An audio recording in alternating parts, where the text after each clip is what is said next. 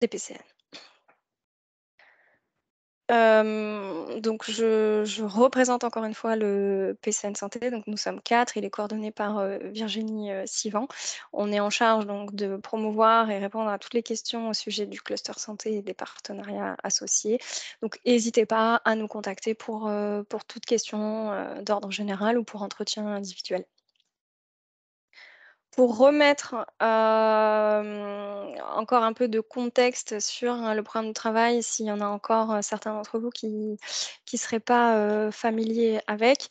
Donc il est important, hein, toujours de retenir que les appels à projets des clusters, de manière générale et du cluster santé en particulier, s'inscrivent dans des objectifs politiques de la Commission européenne et donc à répondre, pardon, à des logiques, d'impact qui se retrouvent, dans le texte des appels à projets et auxquels le projet doit répondre, de manière, spécifique.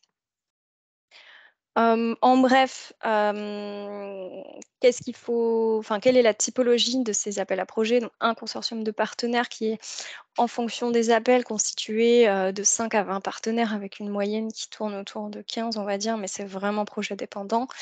Pour des projets qui vont de des budgets de projets qui vont de 3 à 15 millions d'euros. Pareil, c'est une fourchette large, c'est vraiment très projet dépendant et on est plutôt sur une moyenne à 7 8 millions d'euros.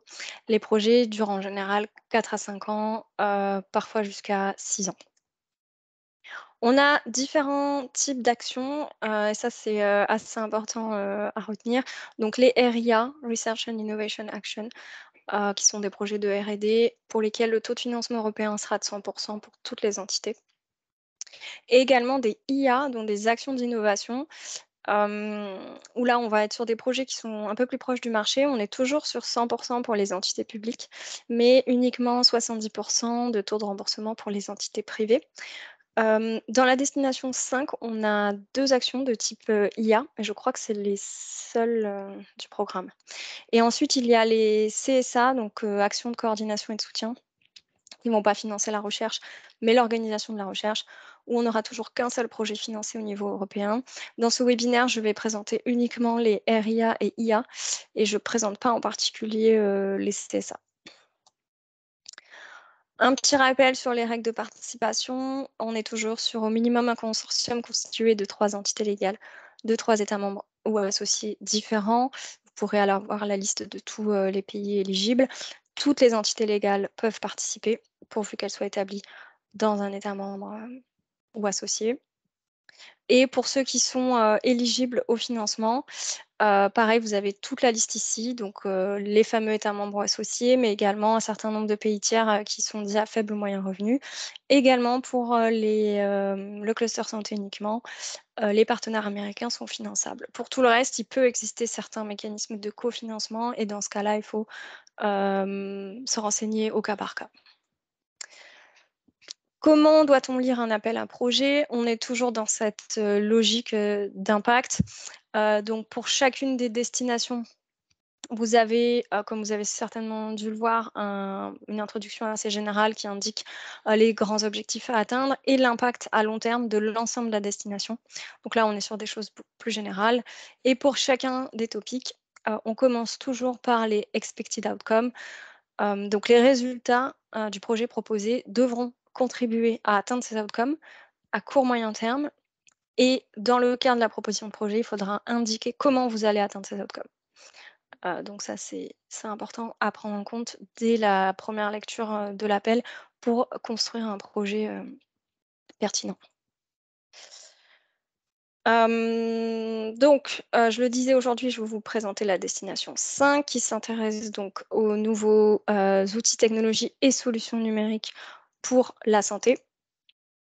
Donc là, on a vraiment un focus sur, la personnalisation des technologies de santé, soit sur, développer des systèmes informatiques, notamment, pour des applications au chevet du patient, développer des modèles informatiques pour les systèmes, physiologiques, notamment avec les jumeaux numériques, tout ce qui est la problématique de l'intégration des données de santé, tout ça dans le but, d'avoir une meilleure, gestion des patients et améliorer les résultats de santé.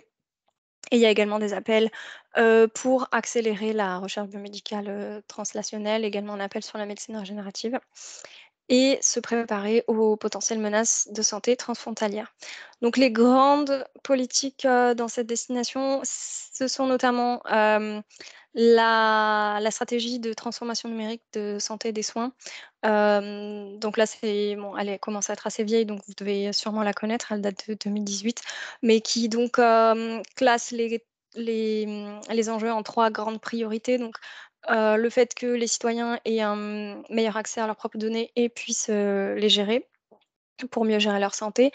Le fait que les données puissent être mieux utilisées à des fins de recherche, parce que le constat, encore aujourd'hui, c'est qu'il y a vraiment des données un peu de partout, mais finalement, on ne sait pas trop quoi en faire et on ne les utilise pas à leur potentiel maximum.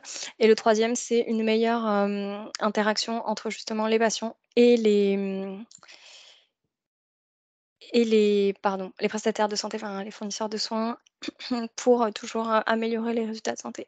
Et ensuite, il y a vraiment beaucoup d'activités donc, que je ne maîtrise pas forcément par cœur, mais je vous ai mis les liens si jamais ça vous intéresse, et notamment, et il y fait référence dans certains appels, le European Health Data Space, qui est un gros projet mis en place par la Commission. Et en particulier, la Commission émet de nombreuses recommandations sur certaines thématiques, et notamment sur l'approche sur l'intelligence artificielle, avec notamment tous les enjeux éthiques. Donc, il y a des recommandations auxquelles également il est fait référence dans les topics euh, pertinents et qu'il faudra prendre en compte dans les projets. Alors, évidemment, ce n'est pas exhaustif, hein, c'est un cadre très général. Et donc les impacts attendus pour cette destination, donc je ne vais pas tout vous relire, hein, c'est écrit dans, euh, dans le programme de travail, mais on veut vraiment améliorer les connaissances scientifiques et technologiques dans ces domaines-là et faire en sorte que les citoyens puissent en bénéficier de manière assez rapide, on va dire. Donc pour 2023, il y a 6 topics, donc 3 RIA, 2 IA et une CSA pour le 13 avril 2023. Donc je ne vais pas détailler la CSA, je vais vous présenter les 3 RIA et les 2 IA. Et pour 2024, donc on a un appel qui sera en 2 étapes et un appel qui sera en une seule étape, que je vais présenter aussi.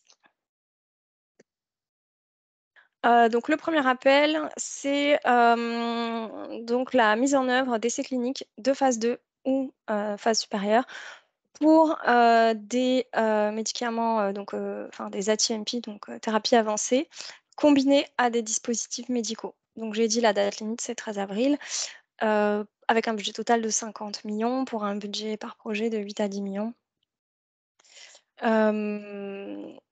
Donc, bah là, les outcomes sont assez restreints, on va dire, et il est attendu de contribuer à plusieurs d'entre eux. Donc, il n'est pas obligé de tout couvrir, mais l'idée, c'est qu'on puisse apporter une meilleure connaissance aux prestataires de soins sur des potentiels traitements d'ATMP combinés, afin que les patients puissent bénéficier de ces nouveaux traitements. Donc là, le domaine, il est vraiment très précis. On veut des ATMP, donc Advanced Therapy Medicinal Product, qui soient combinés avec un ou plusieurs dispositifs médicaux, simples, on va dire, ou un ou plusieurs dispositifs médicaux actifs implantables. Et donc, c'est très précis, hein, je vous relis ce qu'il y a écrit dedans, mais que la partie tissu ou cellule doit soit contenir des cellules ou tissus viables, soit des cellules non viables, mais qui seront responsables d'exercer l'action sur le corps. Donc, on est sur des essais cliniques de phase 2 et au-delà. Quand on dit ATMP combiné avec des dispositifs médicaux, par exemple, tout ce qui est biomatériaux, c'est un dispositif médical. Donc, si vous combinez un ATMP dans un biopolymère, etc., pour l'injecter dans le corps, c'est combiné avec un dispositif médical. Et sinon, il y a aussi la version dispositif médical implantable, donc plus quelque chose un device. Donc les essais cliniques, ils doivent se concentrer sur, donc des technologies qui sont déjà prêtes à entrer dans les essais cliniques interventionnels pour évaluer, donc l'utilisabilité, je pense que ça se traduit pas comme ça en français, mais je connais pas le terme technique, donc usability et la performance, clinique ou des technologies qui ont déjà, démontré le profil de sécurité et de performance et validées en clinique pour être inclus dans les recommandations pour les parcours cliniques, spécifiques à la technologie, étudiée. Donc vous pouvez faire soit un et ou l'autre. Et dans tous les cas, vous devez, respecter donc tous les points suivants, donc démontrer que, le produit est plus efficace que les solutions actuelles. Hem et surtout avoir la partie de travail réglementaire sur le volet dispositif médical qui soit déjà complétée, au moment du dépôt et les études de sécurité sur la combinaison des produits à un stade avancé. Donc ça, c'est très important, sur le volet, réglementaire et donc impliquer les agences, d'évaluation des technologies de santé, si c'est pertinent, dans le cas que vous étudiez. Donc j'ai pas dit que, c'était ouvert à des, ATMP combinés, qui ciblent tout type de maladie sauf les maladies rares.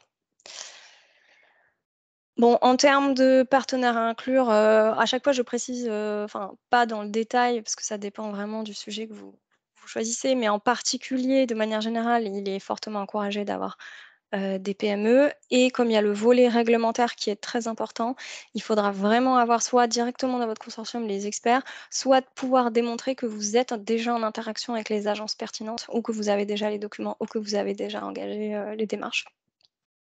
Bon, ben, bien sûr, les cliniciens qui vont être, spécialistes de la pathologie, qui vont réaliser les essais cliniques et cetera et évidemment, toutes les expertises, spécifiques, à la mise en place d'essais cliniques.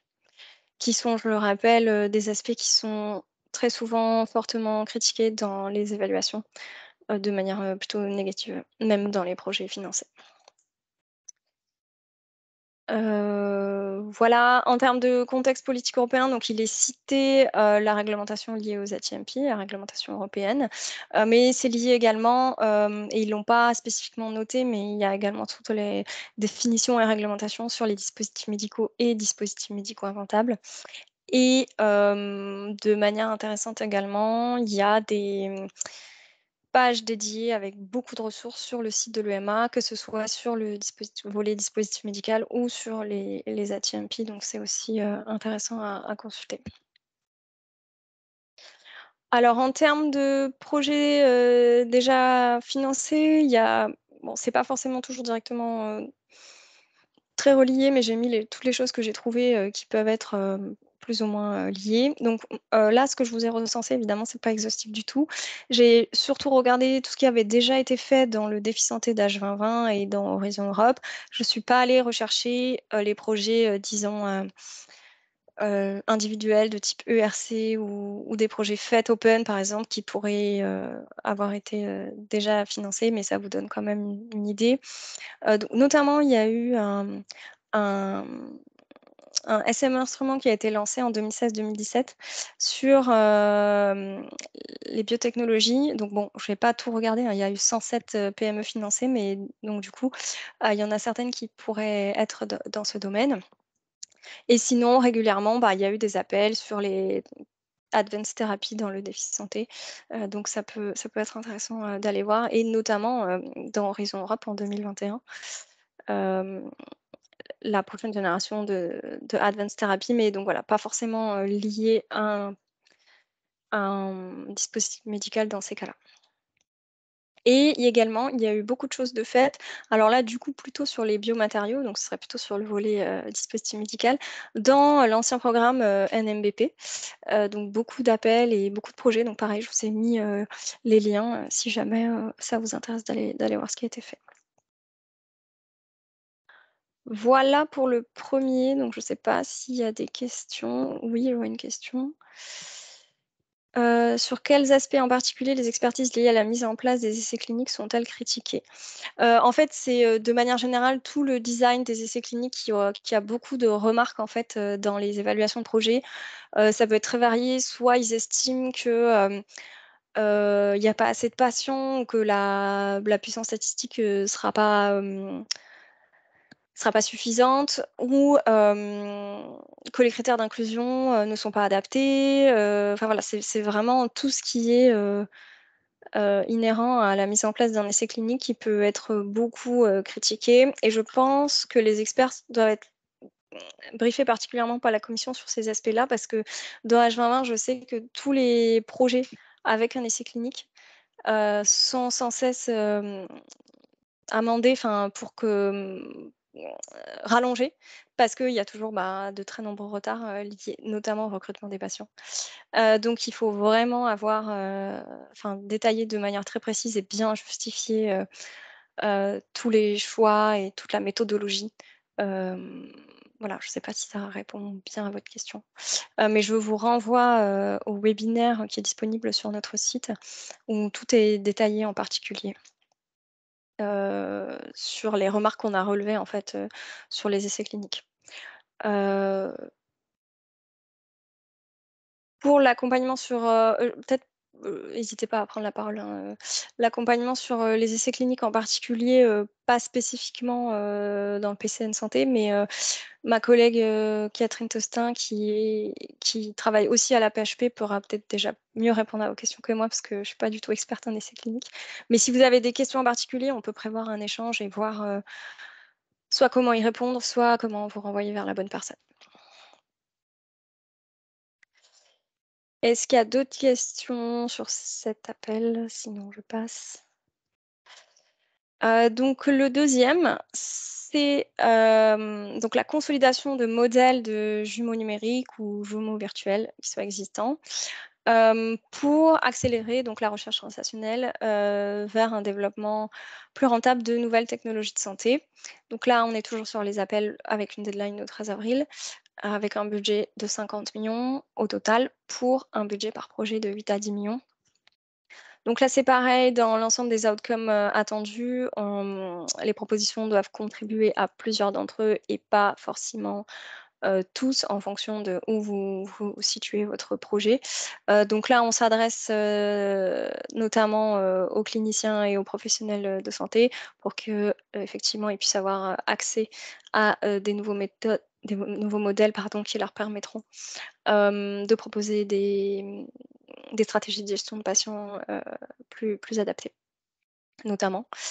Donc là, en termes de domaine, thérapeutique, donc le projet doit s'intéresser à un groupe de maladies, que ce soit transmissible ou non transmissible et qui ait donc des similarités et que ce soit à l'intérieur ou à travers des domaines, médicaux, différents. Donc vous pouvez pas faire un projet, qui va s'intéresser à une seule, maladie ou pathologie. Il faut vraiment que ça couvre, que ça puisse couvrir, plusieurs, domaines puisqu'il est demandé de développer des modèles qui soient multi-échelles, multi-organes, dynamiques, interopérables, modulaires et cetera et cetera. Donc c'est un peu la lettre au Père Noël, on va dire, mais sauf que c'est un peu passé.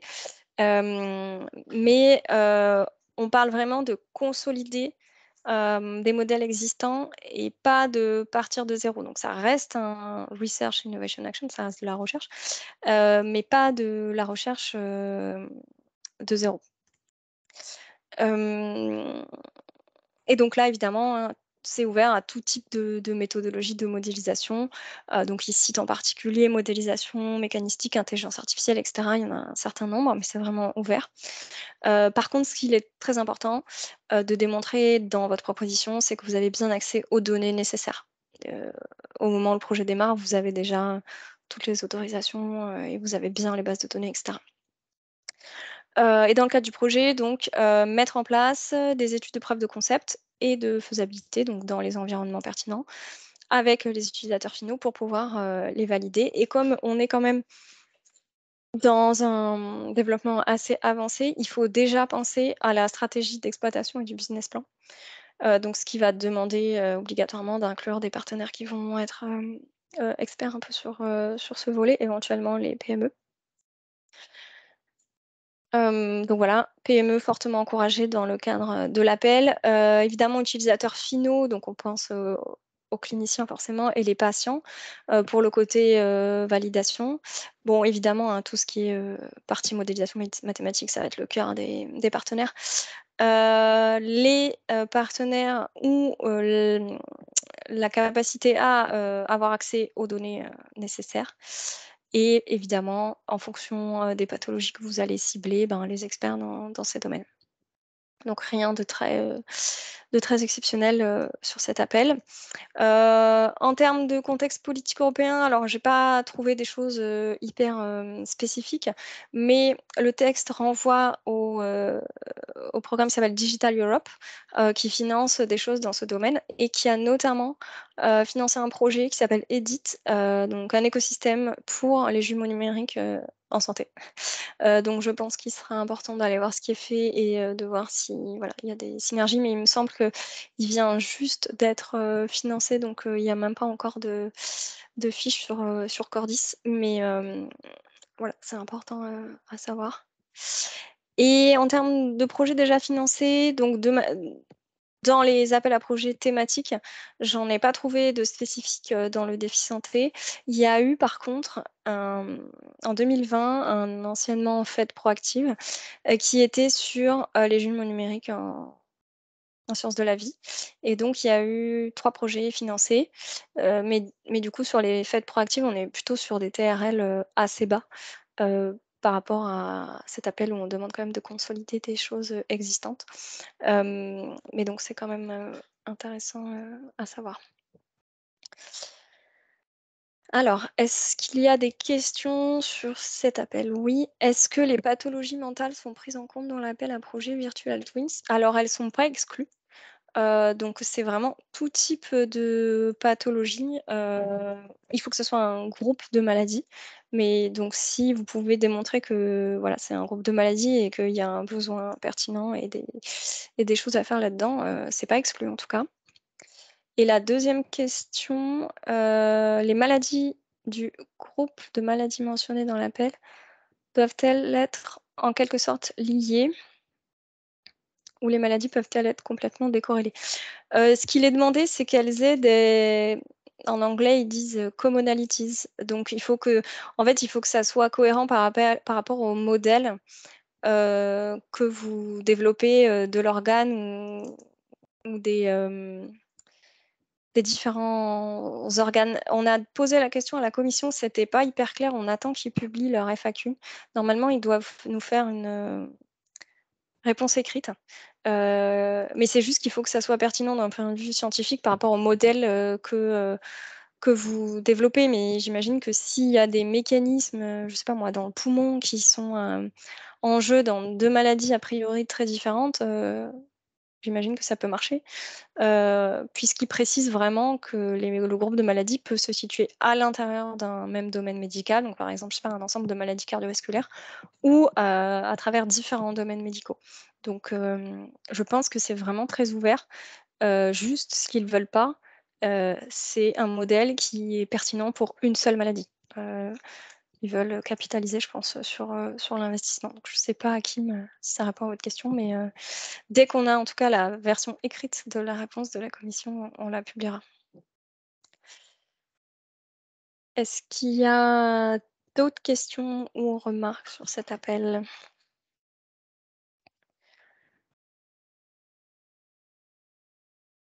Non, donc je vais passer au suivant. Donc on est toujours sur un appel pour le 13 avril 2023, donc qui est un appel qui a pour objectif, des méthodologies pour l'intégration des données de santé de sources multiples.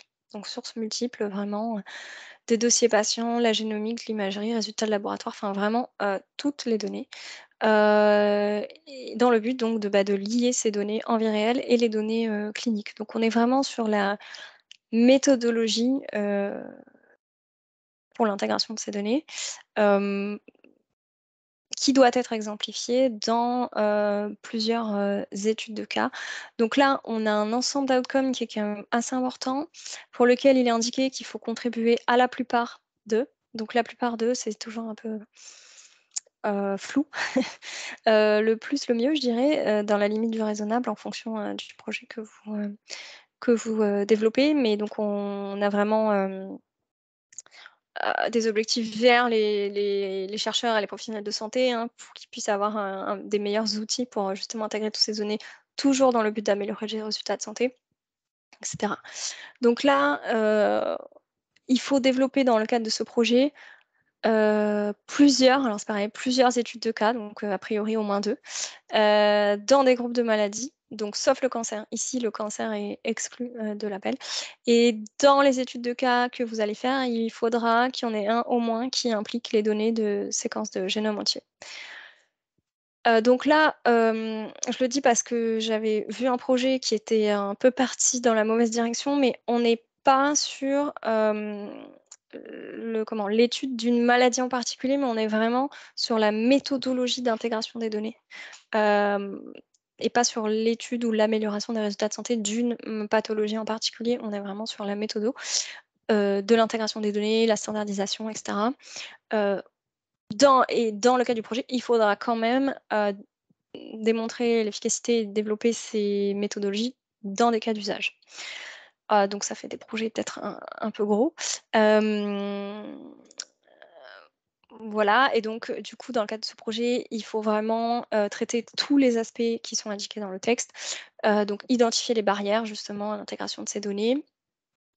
Et donc développer des nouvelles approches qui vont permettre d'assembler ces jeux de données. Donc nouvelles techniques, outils support, mécanismes, modalités, etc., qui vont permettre l'accès conforme à la RGPD aux données personnelles. Développer des plateformes d'analyse des données, etc. Donc c'est vraiment axé sur l'utilisation des données. Donc là, j'ai mis pas beaucoup de partenaires parce que, enfin, ça va dépendre du projet, mais évidemment, les utilisateurs finaux, les patients, les cliniciens et hôpitaux, puisqu'il va falloir avoir des cas d'usage dans les pathologies qui sont étudiées dans vos exemples. J'ai pas mis évidemment tous les experts en méthodo, modélisation, data, etc. Il y a vraiment évidemment un volet éthique réglementaire, hein, pour tout ce qui est respect de la RGPD, sécurité d'utilisation des données, confidentialité, etc. Et il est également mentionné l'utilisation d'infrastructures de recherche européennes, si pertinent, mais comme la Commission quand même finance pas mal ces infrastructures, elles ont elles-mêmes beaucoup de données et sûrement aussi des méthodologies, enfin des outils en place. Il faut penser à les intégrer si pertinent.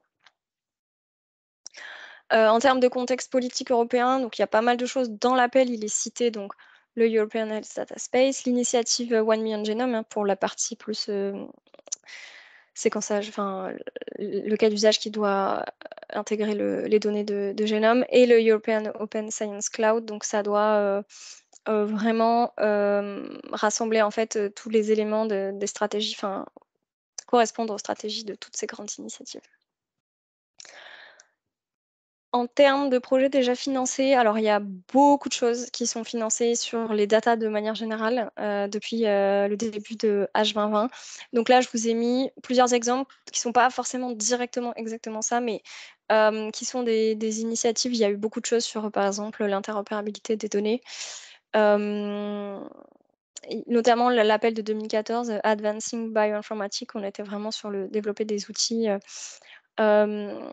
pour l'utilisation des données.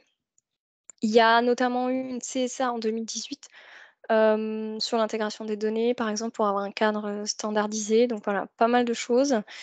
Là, je vous ai remis encore, il y a beaucoup de CSA en fait, sur justement comment essayer de s'harmoniser au niveau européen sur des aspects un peu différents de l'utilisation des datas. Donc, je pense que ça peut être intéressant d'aller voir ces choses-là. Donc, comme d'habitude sur les CSA, il n'y a qu'un projet financé à chaque fois.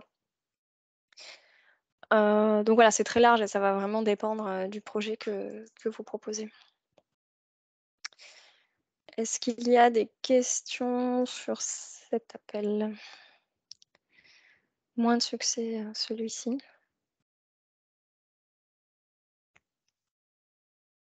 Donc je vais passer au suivant. Donc le suivant, on est toujours dans les appels 2023, donc toujours des gros projets, hein, 8 à 10 millions d'euros. On est sur, un appel à projet de type IA, donc action d'innovation. Donc là, on va être, plus avancé dans, le stade de développement. Donc ici, on veut développer et tester des outils, des dispositifs et des systèmes innovants, pour une application donc au chevet du patient, et notamment des outils tels que robotique, photonique, intelligence artificielle et cetera. Donc c'est, assez ouvert. Mais l'idée, c'est vraiment de développer un ensemble d'outils qui permettra de répondre plus rapidement, aux questions, diagnostiquer plus rapidement, faire un système d'imagerie au lit du patient et cetera. Heu et donc également dans le cadre de ce projet, il va falloir développer des cas d'usage dans les environnements de soins. Donc ce qui est cité, c'est par exemple, les unités de soins intensifs, la chirurgie, également l'intégration en milieu clinique du suivi des patients à distance.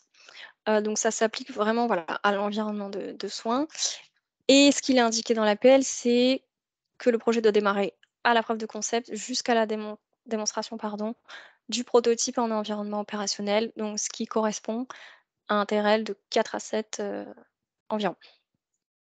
Donc il faut vraiment traiter tous les aspects suivants. Donc c'est-à-dire que dans le cadre de ce projet, il va falloir développer des outils, assez différents. Donc le premier, c'est développement et validation, de systèmes compacts au chevet du patient à faible coût économique et énergétique avec une réponse rapide. Donc voilà, pas mal de contraintes qui peuvent être intégrées dans un environnement, voilà, de pratique, clinique. Des instruments, de des systèmes de surveillance, des algorithmes ou des approches d'IA pour l'analyse d'échantillons biologiques, qui permettront, de détecter rapidement, peut-être dans un service d'urgence, dans les fluides corporels pour faire un diagnostic, rapide pour une prise en charge, rapide. Également, le développement et la validation de systèmes d'imagerie, à haute résolution spatiale, qui permettent une intervention clinique immédiate. Et le dernier point, encore une fois, c'est l'utilisation informatique, la modélisation, la réalité augmentée, enfin tout type de technologie au chevet du patient appliquée au diagnostic et à l'évaluation des risques. Donc il faut, bon, je suis pas experte, donc j'ai un peu du mal à imaginer tous ces outils, mais voilà, dans le cas d'un projet, il faut pouvoir, développer, tous ces aspects. Qu'est-ce que l'on entend par «au chevet du patient»? Bah, j'imagine, que, quand on prend en charge un patient à l'hôpital, ben, il faut attendre que, je sais pas moi, l'IRM, soit disponible pour, pouvoir savoir s'il est en train de faire un infarctus ou que sais-je. Là, ce qu'on veut, c'est des outils, compacts qui sont à disposition des professionnels et qui permettent, voilà, je sais pas moi, dans la salle des urgences, de faire un diagnostic, rapide. Alors je sais pas s'il y a des personnes, expertes en clinique qui veulent commenter. C'est mon interprétation, mais c'est vraiment, dans le but d'améliorer, enfin la prise en charge en fait, plus rapide puisque ce qu'il est indiqué, dans le texte de l'appel, par exemple pour les cas d'usage, c'est, les unités de soins intensifs et cetera donc voilà, c'est pour, aller, plus vite et de manière plus précise, d'après ce que je comprends. Je sais pas si ça répond bien à votre question ou si quelqu'un veut compléter? Mais on est vraiment, sur le développement, technologique de tous ces outils avec une mise en place, des cas d'usage pour démontrer, l'efficacité. Pareil, en termes de partenaires, rien d'extravagant, hein, plutôt clinicien, évidemment tous les partenaires, technologiques pour, le développement, des outils. Il faudra évidemment inclure, l'expertise, réglementaire puisqu'il est demandé, dans le cas du projet d'établir un modèle, business plan, pour la commercialisation de ces produits, et donc du coup les PME, hein, qui devront certainement, participer à ce développement. Et il est également fait mention des European Digital Innovation Hub, donc je vous ai mis le lien vers la page de la Commission européenne. Encore une fois, si pertinent, mais vraiment, pensé, au côté, expertise réglementaire et tout ce qui est, exploitation, parce que c'est une action d'innovation et donc on est plus proche du marché. Alors j'ai pas trouvé grand-chose, de très précis, qui se réfère à cette thématique. Il y a eu, un appel dans NMBP, hein, qui était, des technologies pour le diagnostic at the point of care, donc ce que je traduis par, chevet du patient, mais c'est, voilà, à l'endroit où on a besoin du soin, pour faire une phrase. Donc il y a eu, 4 projets financés, mais voilà, sinon j'ai pas trouvé de choses, mais très certainement qu'il y a tout un tas de projets financés, notamment, il faudrait faire une recherche très exhaustive dans les FET Open ou EIC Pathfinder pour les outils en eux-mêmes. Il doit y avoir, pas mal de choses, de déjà faites. Est-ce qu'il y a d'autres questions sur cet appel?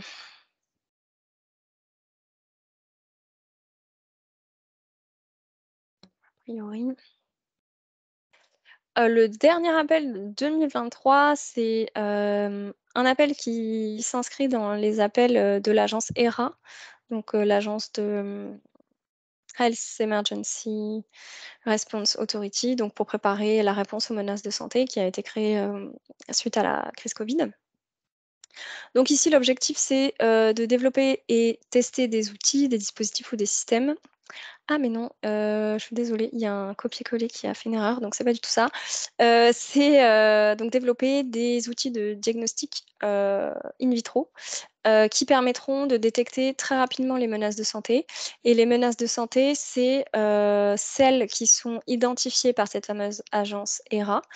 Donc c'est des pathogènes avec un potentiel pandémique ou également, les autres menaces telles que les menaces chimiques, radiologiques ou nucléaires et pour lesquelles, à l'heure actuelle, il n'existe aucun, diagnostic ou pour lesquelles la pratique clinique pourrait bénéficier d'une innovation. Donc c'est une action d'innovation, donc on veut ici, une preuve de concept. Hem, donc l'appel indique que donc il faut traiter plusieurs des aspects suivants. Donc des études de preuve de concept pour l'évaluation de la performance du nouveau, système diagnostique, qui va permettre de faciliter, le screening, la détection de la présence ou de l'exposition à une menace de santé, hem, ou la détermination du statut infectieux via des échantillons humains. Donc à chaque fois, menace de santé, c'est, soit un pathogène, soit une menace chimique, radiologique ou nucléaire. Donc c'est je vous ai mis le lien après vers, le document de l'agence HERA qui précise tout ça. Également, il est mentionné que ça peut être sous, la forme de plateforme pronostic ou diagnostic qui soit basée, sur les données avec l'utilisation de l'intelligence artificielle ou autre fonctionnalité et qui soit adaptable pour répondre, aux nouvelles et multiples menaces. Voilà, donc des outils innovants, donc portables, plus compacts, plus rapides et cetera, pour avoir une utilisation, très large, sur le lieu de la menace.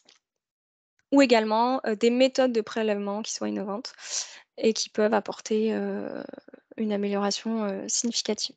Donc le topic est assez ouvert finalement, sur le type d'outil et le la pathologie, enfin le domaine, visé.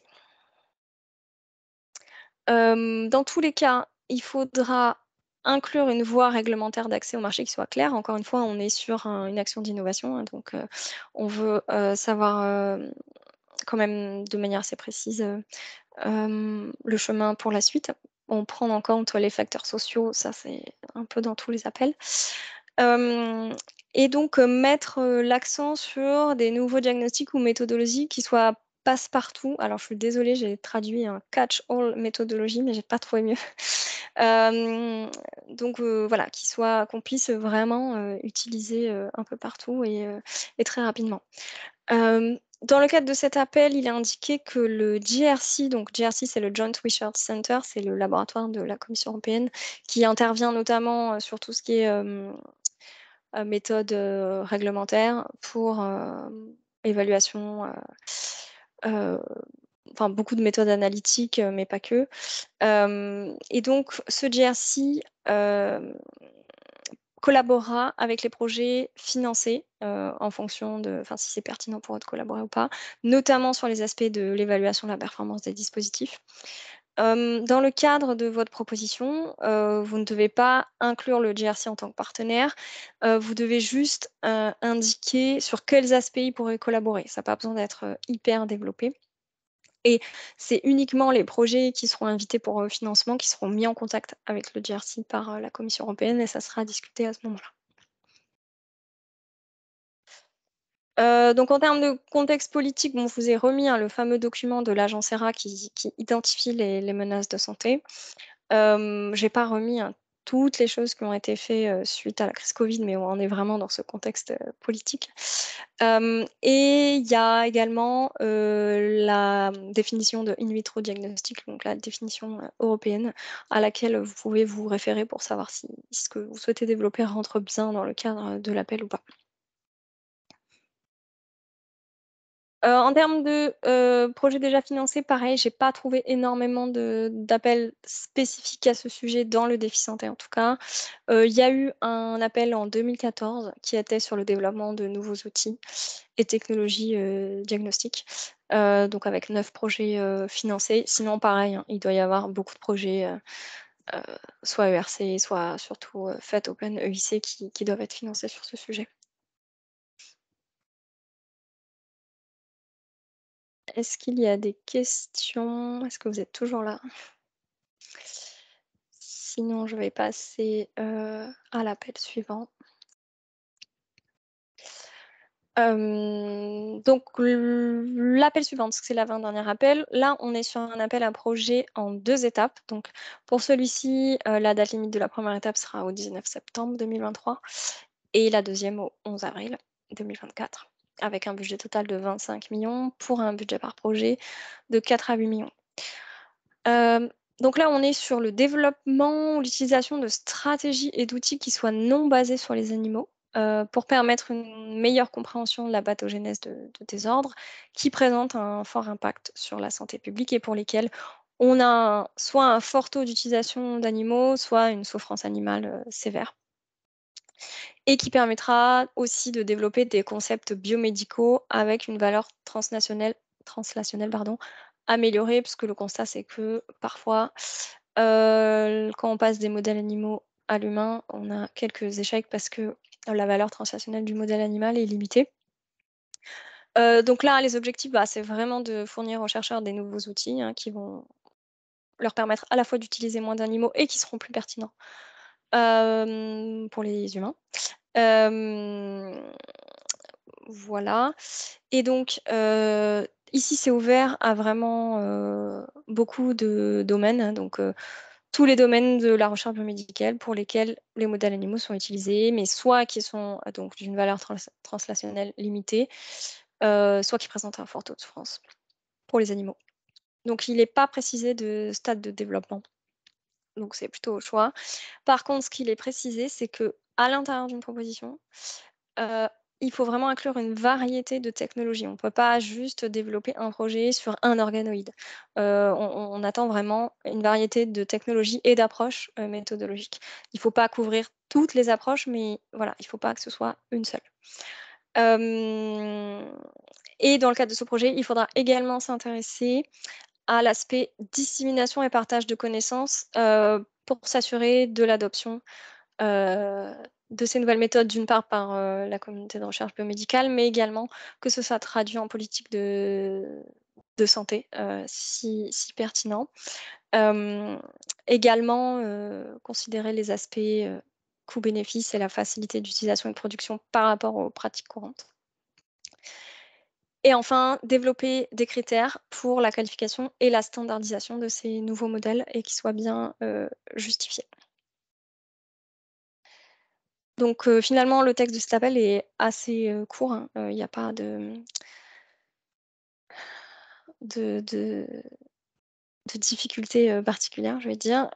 Du coup, pour les partenaires, j'ai pas mis de choses spéciales parce que ça dépend vraiment du projet, de la des types de technologies que vous allez, développer. Dans cet appel, on est sur également une participation, potentielle du Joint Research Center, la commission, pour les projets financés et donc encore une fois, au stade de la proposition, vous ne devez pas les inclure, mais vous devez juste indiquer comment vous pourriez collaborer avec eux et donc ce que j'ai remis ici, c'est vraiment le côté dissémination, application des décideurs politiques pour la partie diffusion de la connaissance et des nouveaux outils.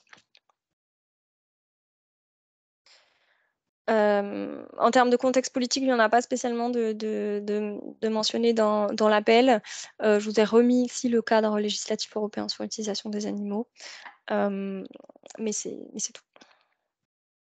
En termes de projets déjà financés, il y en a eu quelques-uns en 2015 et en 2020, donc dans le défi santé, hein, nouvelles approches pour améliorer les tests chez l'homme et également en 2020 l'évaluation de la sécurité de produits chimiques sans recours à l'utilisation des animaux.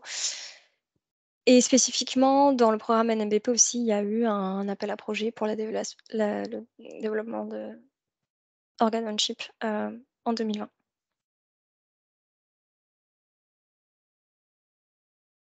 Est-ce qu'il y a des questions? Non, toujours pas. Donc, je passe au dernier rappel. Ici, donc celui-là, il est pour 2024. Donc, la deadline, ce sera 11 avril 2024, avec des budgets par projet de 6 à 8 millions d'euros. Et ici, on veut développer des nouvelles stratégies de bioimpression, mais vraiment de la collection des cellules, leur différenciation, jusqu'à la conception de l'imprimante, le suivi de la procédure, etc. Donc, on est vraiment sur toute la chaîne de valeur du bioprinting. Et donc, c'est pour donc, le domaine de la médecine régénérative, pour tout type de domaine médical, tissu, organes, conditions, maladies. Et il faut justifier dans la proposition. Et on peut faire de la recherche préclinique et du développement clinique précoce. Donc, il est mentionné un certain nombre de points dans l'appel. Il ne faut pas forcément tous les adresser, mais la plupart. Donc, on a la conception de la stratégie de bioprinting. Hein, donc, il faut au moins un type de tissu. Développer, améliorer les équipements existants qui soient capables d'imprimer. Et donc, je disais, couvrir toutes les étapes du bioprinting, donc collection, différenciation, expansion des cellules, imagerie, modélisation, formulation des angles biologiques, impression, etc., etc. Donc, vraiment toute la chaîne. Éventuellement, donc mettre à l'échelle la technologie choisie pour un procédé de fabrication GMP. Et combiner les différentes technologies de bioprinting pour des produits synthétiques et tissus complexes pleinement fonctionnels. Donc voilà, un projet n'est pas obligé de tout couvrir, mais il faudra couvrir la plupart des aspects. Et évidemment, on a toujours les aspects réglementaires, même si on est dans la recherche préclinique ou clinique précoce. Il faudra montrer dans le cadre du projet que vous avez une connaissance réglementaire ou que vous avez je sais pas moi, déjà des interactions ou des conseils réglementaires par les agences pertinentes pour s'assurer en fait que vous partez bien dans la bonne direction. Alors, en termes de projets déjà financés, j'ai beaucoup de choses sur la médecine régénérative de manière générale, pas forcément sur le bioprinting. Donc, je vous ai tout remis ici. Dans le cadre de NMBP, il y a eu des choses aussi sur la médecine régénérative. Et sur le bioprinting en général, j'ai trouvé 3 projets donc, qui sont plutôt des projets individuels. Donc, il y en a un issu de SME Instruments, un issu de Fait Open et un issu de ERC, qui sont vraiment sur Oui. le bioprinting. Oui, il y a quelqu'un a une question? Ah, quelqu'un a un micro ouvert. Si vous pouvez éteindre votre micro, je ne sais pas qui c'est. Il y avait une proposition de faire enfin, moi je l'enlève d'habitude. Alors, je vais essayer de trouver qui c'est. Ah oui, c'est bon. Merci. Du coup, je sais pas où j'en étais. Voilà, donc c'est des exemples de projets qui ont déjà été financés donc, sur le bioprinting. Voilà, j'ai terminé pour les appels. Est-ce qu'il y a des questions sur cet appel, sur un appel en particulier, sur le programme de manière générale? N'hésitez pas. Juste un petit rappel sur les aides au montage. Donc, l'ANR a annoncé les nouvelles dates pour l'appel à projet MRSEI, donc l'aide au montage. et donc je me rends compte que j'ai pas mis à jour, donc on est maintenant à 35 000 € je crois, maximum, sur 24 mois et donc les prochaines dates, donc c'est le 9 janvier, donc c'est très proche. Mais sinon, il y a également, 3 avril, 1er juin et 9 octobre. Donc cette aide s'adresse, aux, coordinateurs, français, académiques, hein, qui ont identifié un appel et qui veulent une aide pour, monter le consortium. Ça va payer principalement les frais de mission et jusqu'à 10 000 € pour, le recours à une prestation par un cabinet de conseil pour, l'aide au montage. Pour les appels à projets de avril, 2023, c'est un peu court maintenant, ce sera plus possible, mais par contre, pour, les appels, en 2 étapes et puis pour les appels 2024, je vous encourage, fortement à à diffuser cette information, encourager, les chercheurs à avoir recours, à cet instrument qui a un taux de succès de 50 environ et qui, même si, le projet n'est pas sélectionné, on a quand même un premier retour avec des expertises scientifiques externes et des conseils qui peuvent tout de même permettre d'améliorer la proposition. Pour les PME en particulier, il y a BPI qui a mis en place le diagnostic partenariat, heu et donc qui permet donc, d'accompagner les PME qui voudraient, comment? Porter un projet, coordonner un projet, avec une subvention qui va couvrir 50 du montant de la prestation d'un cabinet de conseil pour aider la PME, mais également, si la PME est, partenaire d'un projet et elle peut bénéficier jusqu'à 5 000 €, donc 50 du des coûts du cabinet pour, aider l'entreprise dans son rôle de partenaire. Donc c'est un dépôt au fil de l'eau et normalement il y a une réponse rapide, pardon, sous 2 semaines. Voilà, moi j'ai terminé pour, ce que je voulais vous dire. Donc si vous êtes, intéressés par d'autres appels, hein, il y a encore mes collègues qui vont faire, d'autres webinaires. Alors j'ai pas les dates en tête là, j'aurais dû les remettre, hem, dans les 2 semaines qui arrivent et sinon, bah, on est à votre disposition pour, répondre à vos questions particulières. Et donc, on a eu une réunion avec, la Commission européenne, mi-décembre pour lesquelles donc on attend les réponses écrites et on a eu un certain nombre de réponses et on va combiner ça avec toutes les questions et réponses qui vont être données lors de l'info day du 19, janvier pour, publier la FAQ sur notre site. Donc on vous préviendra, dès que c'est disponible. Et d'ici là, n'hésitez pas à nous poser vos questions précises, par mail et on essaiera d'y répondre, du mieux possible. J'ai une question dans le chat. Peut-on vous solliciter pour évoquer une idée de projet et cibler au mieux l'appel correspondant? Oui, tout à fait, c'est tout à fait notre travail. Donc, hésitez pas à nous contacter. On fait ça, on discute ensemble de votre projet, on voit, si, il y a un appel qui correspond, soit qui est déjà ouvert, soit, voilà, qui pourrait être ouvert ou voilà, quel est le meilleur instrument, n'hésitez vraiment pas à nous contacter. Donc j'ai terminé si vous avez pas d'autres questions. Je vous remercie de votre, attention et de vos questions et je reste évidemment à votre disposition, par la suite, pour tout entretien plus, personnalisé. Voilà et je vous souhaite, une bonne après-midi.